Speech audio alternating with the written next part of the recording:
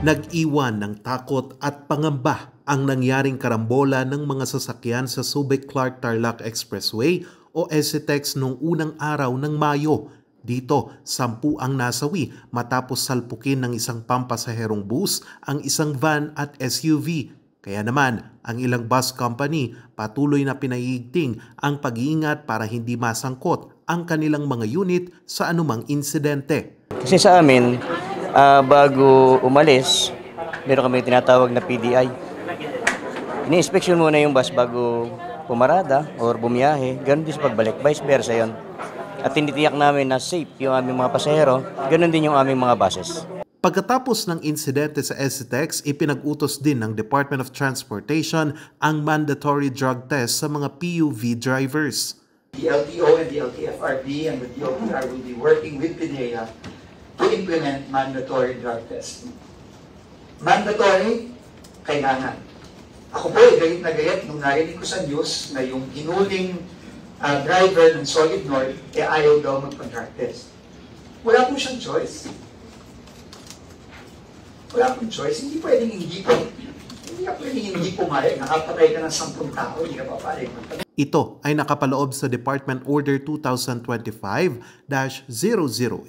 o ang Mandatory Alcohol and Drug Testing for Drivers of Public Utility Vehicles. Dito, ang mga operator at mga may-ari ng sasakyan ang dapat sumagot sa drug testing. Dahil dito, agad nagpatupad ang LTO ng drug test at noong May 20, 10 bus driver at konduktor ang nagpositibo base sa isinagawang drug test noong May 5. Pero sa hanay ng LTFRB, hindi pa raw ito maipatutupad.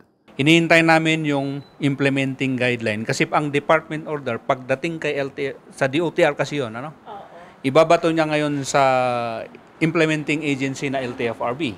Si LTFRB gagawa ng mas detalyadong proseso or requirement paano i-comply yung department order.